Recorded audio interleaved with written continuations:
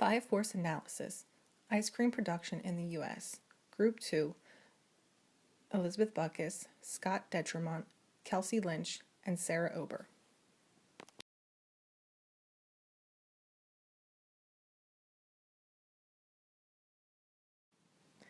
This diagram depicts the five forces that will be used in analyzing the ice cream production industry in the U.S.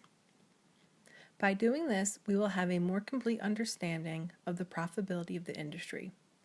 As you can see, there are many different industries that come into play when analyzing the ice cream industry, including suppliers, buyers, substitutes, and rivals.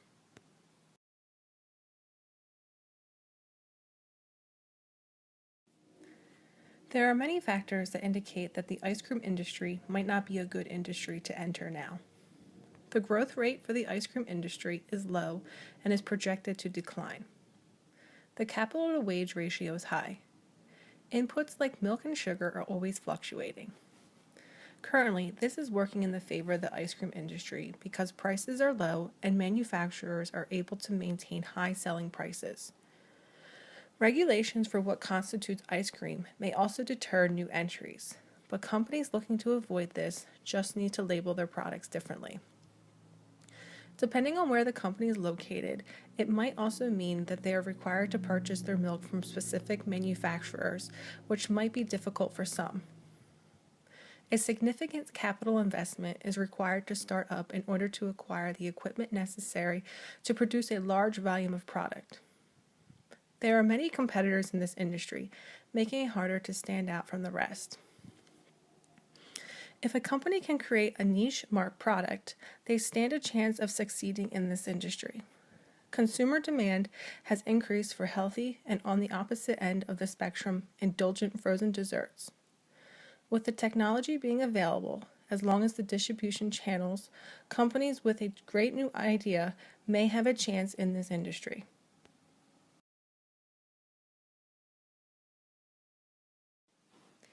There are many substitutes available in the ice cream industry, making it harder for new companies to succeed and cultivate a loyal following. The ice cream industry encompasses not only ice cream, but also frozen yogurt, sorbet, gelato, and several other similar frozen desserts. While there tends to be a lot of brand loyalty with existing brands, ice cream is easy for consumers to switch up depending on what they feel like eating. It only costs the consumer the cost of the other choice.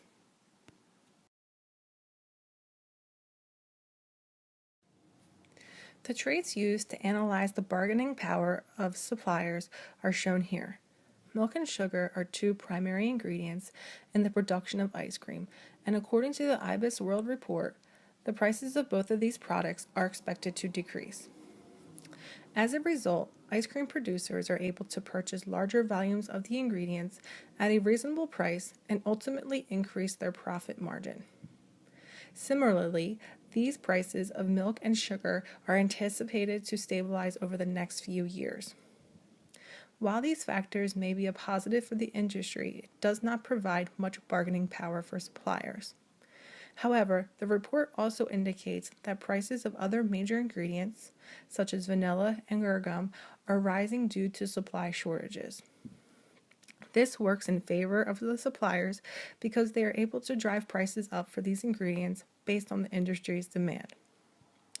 A final trait that was looked at was differentiation of inputs. Although suppliers can strive to produce higher quality products, there is not much that they can do to differentiate their products from other suppliers. Milk from one dairy farm will generally be very similar to milk from another dairy farm. What this means is that the industry producers do not have to look very far if they want to find a similar product among suppliers.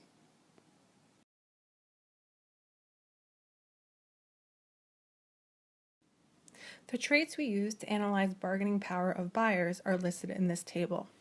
The report indicates that consumers of the ice cream industry can very easily switch between products in order to find the best price. Not only are consumers price sensitive, perceived quality of products on the market comes into play when consumers are choosing the products they want to purchase.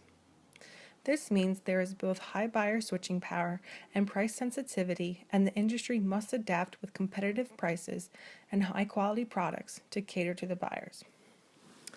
Another trait that we looked at was purchase volume. The report states that retail channels account for 82.9% of the market. This is a significant portion of the profit and sales for the industry, so they will ultimately be taking their needs into consideration. As such, this feeds into increasing the bargaining power of buyers. The report touches on the idea of the industry globalization and trade as it relates to sales within the industry.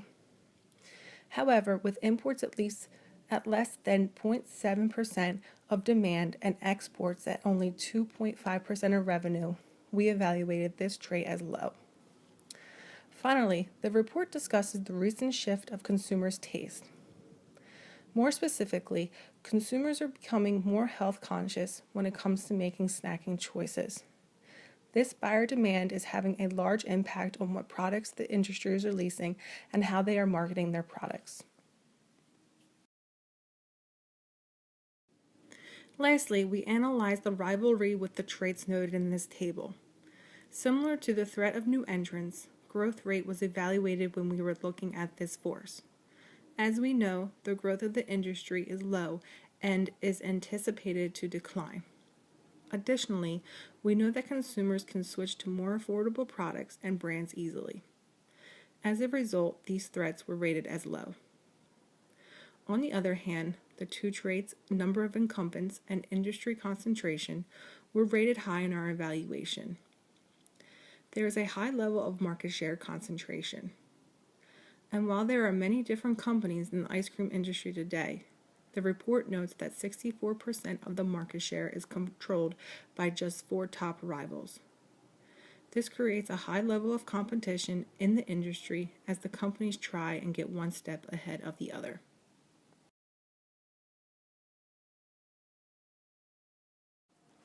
After completing an analysis of each threat, we concluded that the two strongest forces for the ice cream industry in the U.S. are the bargaining power of buyers and the threat of substitute products and services.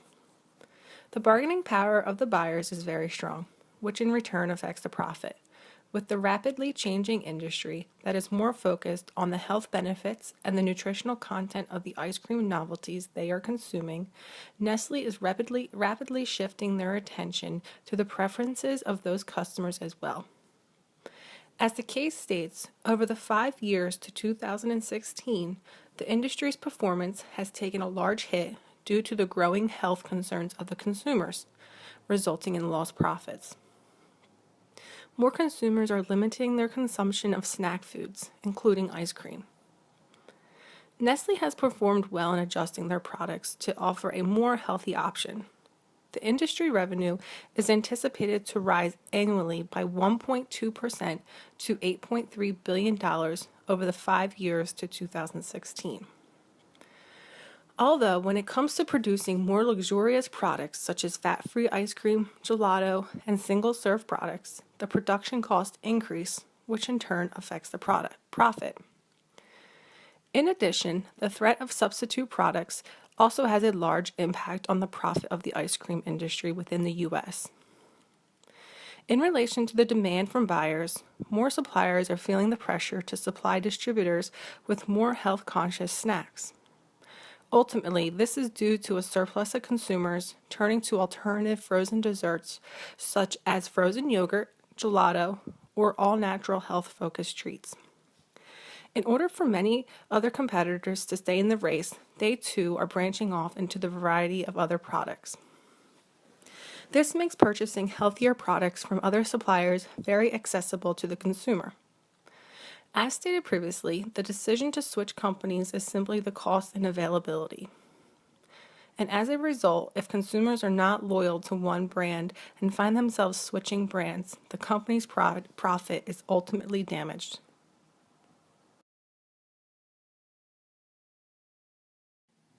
Nestle's strategy in the ice cream production industry is not what it once was.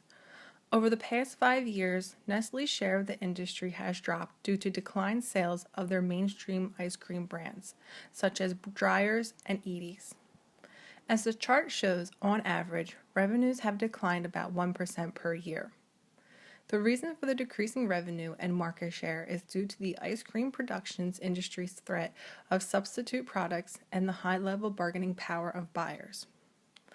Countless substitute ice cream products are available and with no switching cost.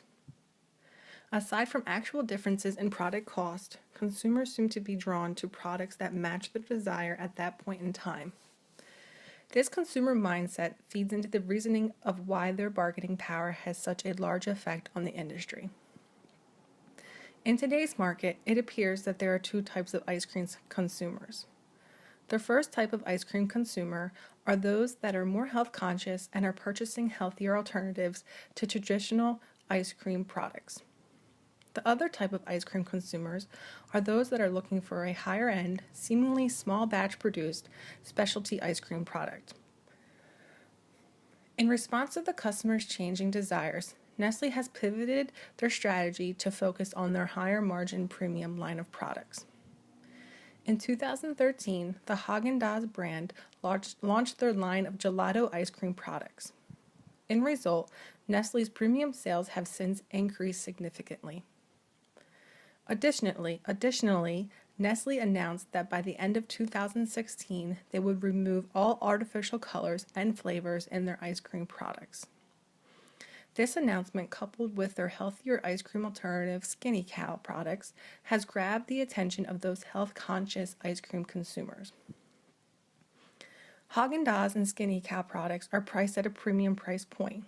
Nestle may have less overall ice cream sales, but they are making a higher percentage of profit on each sale.